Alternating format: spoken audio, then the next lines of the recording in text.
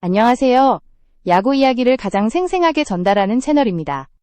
오늘은 FA 시장이 요동치는 가운데 박찬호를 둘러싸고 벌어진 극적인 움직임을 다룹니다. KT 기아 롯데가 치열하게 경쟁하던 상황에서 두산이 뒤늦게 뛰어들었음에도 불구하고 단숨에 우위를 점하게 된 배경에는 생각보다 복잡한 이유들이 숨어 있습니다. 이번 상황은 단순한 이적전이 아니라 한 구단의 결정력과 또 다른 구단의 흔들림이 극명하게 갈린 사례였습니다. 특히 롯데의 움직임이 예상보다 소극적이었던 이유는 지난 몇 년간의 실패가 깊숙이 자리 잡고 있었기 때문입니다. 항상 영입이 절대적으로 필요했던 시기에도 확답을 받지 못했던 김태형 감독의 답답함은 더욱 커져갔습니다. 어떤 감독이든 마지막 계약 연도라면 반드시 확실한 전력 보강을 원할 수밖에 없습니다. 항상 영상을 시청해주시는 여러분께 진심으로 감사드립니다. 구독과 좋아요는 더 좋은 콘텐츠를 만드는 큰 힘이 됩니다. FA 시장 최대어로 꼽히는 박찬호는 공격과 수비주루까지 모두 갖춘 유격수로서 어느 팀이든 즉시 전력을 끌어올릴 수 있는 핵심 자원이었습니다. 롯데의 타선은 장타력이 부족하다는 평가가 꾸준히 있어왔고 그래서 더더욱 이 매물의 중요성이 강조되었습니다. 하지만 정작 현장의 절실한 요청에도 불구하고 구단으로부터 돌아온 답은 그 기대에 전혀 미치지 못했습니다.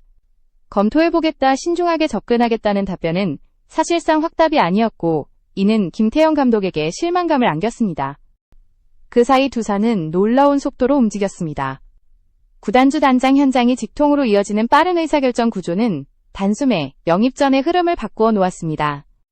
박찬호를 데려오라, 돈은 문제가 아니다라는 명확한 지시가 내려졌고 두산은 곧바로 공격적인 금액과 비전을 제시했습니다.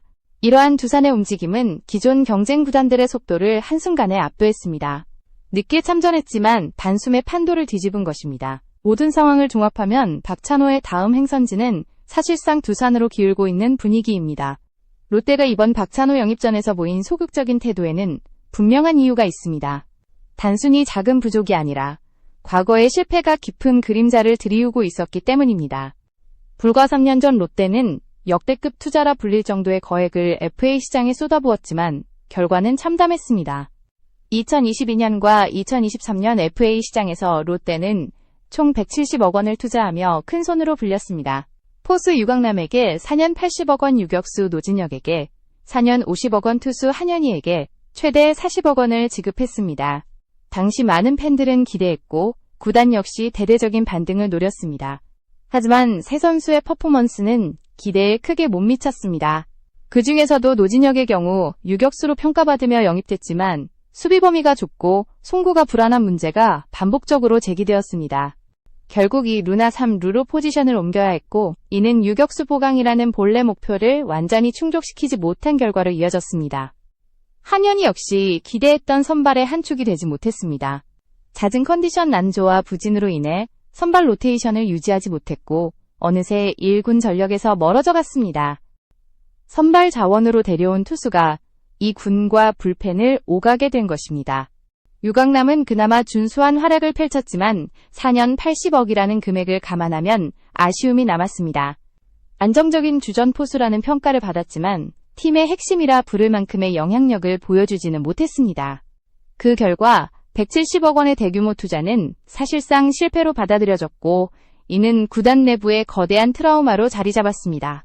이 실패는 롯데의 판단을 극도로 조심스럽게 만들었습니다.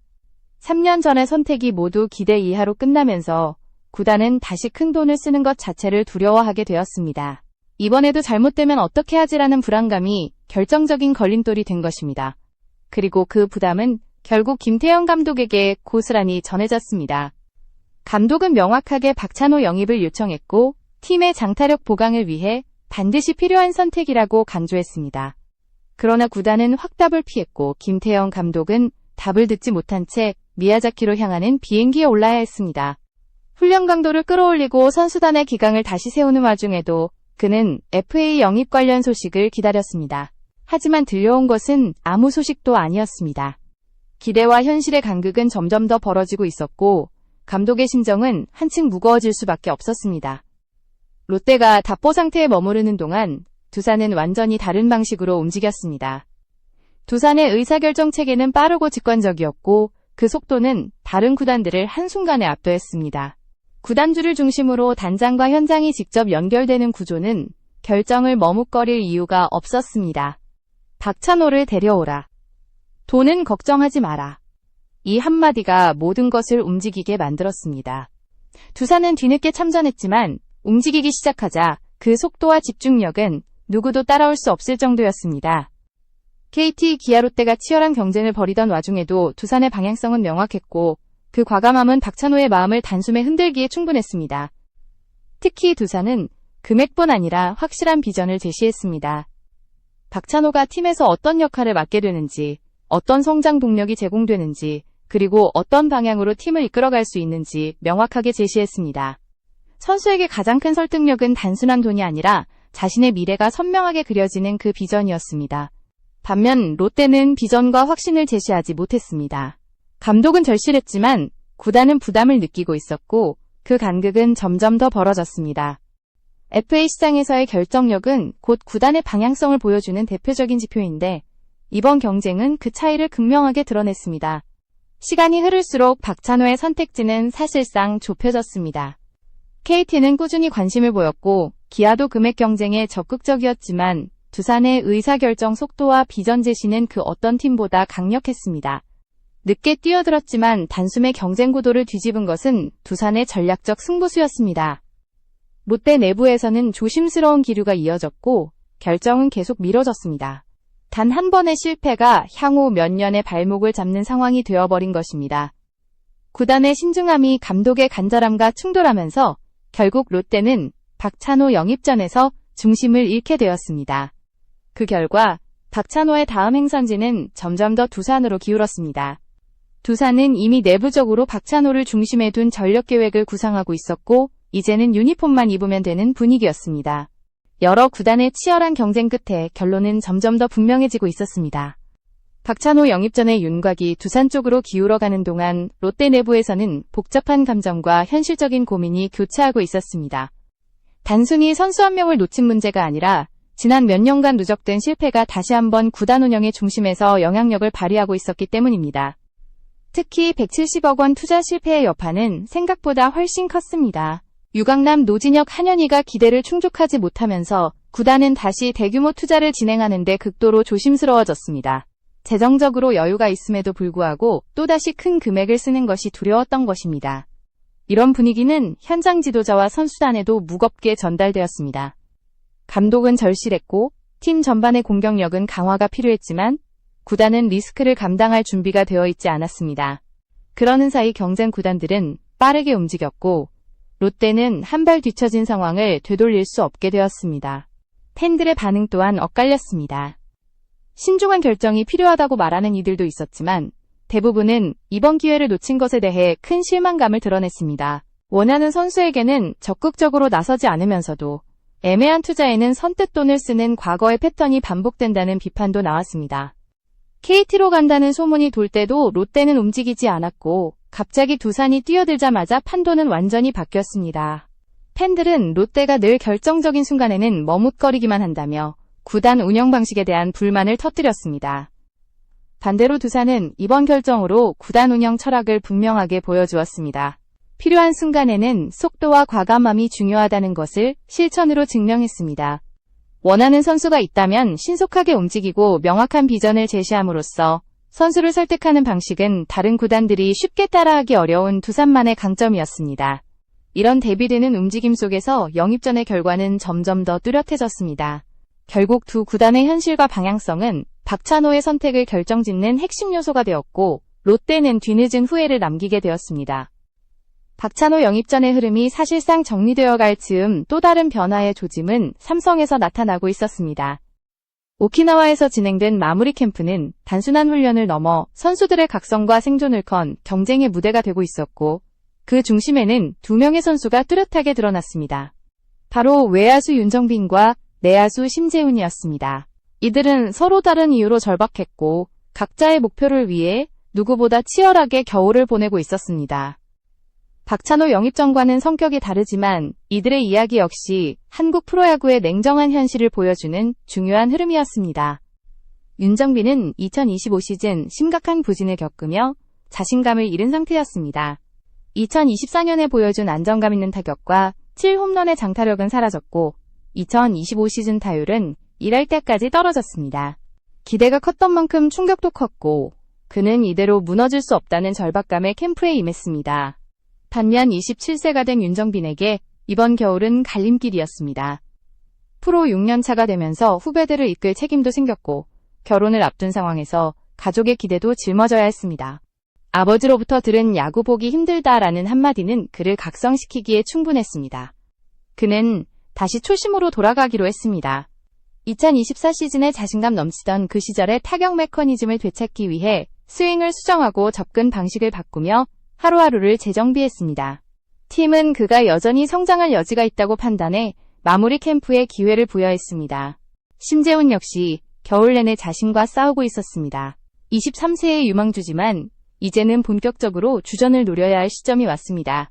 그는 몸 만들기에 집중했고 이 3Kg 감량으로 민첩함을 끌어올렸습니다. 외형으로도 훈련 강도가 느껴질 만큼 얼굴은 헬스케져 있었습니다. 박진만 감독이 직접 진행하는 펑고 훈련은 지옥과도 같았습니다. 좌우로 끝없이 움직여야 하는 고강도 수비 훈련에서 그는 숨이 턱까지 차오르는 경험을 반복했습니다. 하지만 같은 처지의 동료들과 파이팅을 외치며 버티는 과정에서 그는 점점 더 단단해지고 있었습니다. 이재현과 김영훈 같은 선배들의 훈련 영상을 따라 해보다가 숨이 막히고 침과 콧물이 흐르는 경험을 하면서 그는 프로의 세계가 얼마나 냉정한지를 다시 깨달았습니다. 그만큼 주전 경쟁은 치열했고 자신이 앞으로 나아가기 위해 무엇을 해야 하는지도 분명해졌습니다. 이들의 노력은 박찬호 영입전과 달리 팀 내부 경쟁이라는 또 다른 전쟁터에서 벌어지는 이야기였습니다. 그러나 방향은 같았습니다. 살아남기 위해서는 움직여야 하고 살아남기 위해서는 변해야 한다는 하나의 진리였습니다. 삼성의 오키나와 캠프는 시간이 흐를수록 더 뜨겁게 달아올랐습니다. 살아남기 위한 경쟁이 더욱 치열해졌고 윤정빈과 심재훈의 변화는 점점 더 분명하게 드러났습니다. 각자의 한계를 넘어서기 위한 과정은 고통스러웠지만 그만큼 성장의 기회이기도 했습니다. 윤정빈은 다시 자신감을 되찾기 위해 매 순간에 집중했습니다. 2024년의 타격 리듬과 자신감 있는 스윙을 복원하는 것이 그의 목표였습니다. 타격 자세를 세밀하게 조정하고 공을 끝까지 보고 치는 기본기부터 다시 다지며 그는 자신만의 강점을 되찾으려 했습니다. 그는 이제 단순한 유망주가 아닌 팀의 중견급 선수로서 후배들을 이끌어야 하는 책임감도 가지고 있었습니다. 이것은 그에게 부담이면서도 동시에 동기부여가 되었습니다. 팀이 자신을 아직 포기하지 않았다는 사실은 그에게 더욱 치열하게 하루를 보내게 하는 원동력이 되었습니다. 그리고 결혼을 앞둔 상황에서 가족의 존재는 그의 마음을 또 한 번 다잡게 만들었습니다. 가족의 응원과 믿음을 생각하면 물러설 수 없었습니다. 특히 아버지의 쓴소리는 그를 무너뜨리는 대신 다시 일으켜 세운 마지막 자극이 되었습니다. 그는 2026 시즌을 통해 반드시 달라진 모습을 보여주겠다는 결심을 굳혔습니다. 한편 심재호는 더 빠르고 더 민첩한 몸을 만들기 위해 훈련 강도를 높이며 자신의 한계를 시험하고 있었습니다. 몸무게를 줄여 움직임을 가볍게 만들고 기초 체력을 키우며 수비에서의 반응 속도를 끌어올리는 데 집중했습니다. 박진만 감독의 지옥 펑고는 그에게 잔혹했지만 동시에 최고의 수비 선수가 되기 위한 필수 과정이기도 했습니다. 그는 동료들과 함께 서로를 독려하며 훈련을 버텼습니다. 이해승과 양우영 같은 선수들과의 파이팅 한마디는 힘든 순간마다 그를 지탱해주는 정신적 버팀목이었습니다. 주전이 되기 위해서는 기술뿐 아니라 정신력이 필요하다는 사실을 그는 몸으로 체감하고 있었습니다. 프로 세계는 냉정합니다. 실력과 성적이 모든 것을 결정하고 잠시라도 방심하면 뒤로 밀려나는 곳입니다. 그래서 윤정빈과 심재훈 모두 자신에게 주어진 지금 이 시간을 절대 허투루 보내지 않았습니다. 그들에게 이번 겨울은 단순한 준비 기간이 아니라 생존을 건 싸움이었습니다. 영입전에서 두산이 과감함과 속도로 경쟁을 제압한 것처럼 삼성의 젊은 선수들도 각자의 방식으로 자신의 한계를 돌파하려 하고 있습니다. 결국 야구는 구단의 결정에서도 선수 개인의 삶에서도 변화를 두려워하지 않는 자만이 더 높은 곳으로 올라갈 수 있는 세계입니다. 이제 2026 시즌은 코앞으로 다가왔고 각 구단의 선택과 선수들의 노력이 어떤 결과를 만들어낼지는 아무도 알 수 없습니다. 그러나 한 가지 확실한 것은 있습니다. 두산의 결단과 삼성의 각성은 다음 시즌 KBO 리그의 풍경을 완전히 달라지게 만들 것이라는 사실입니다.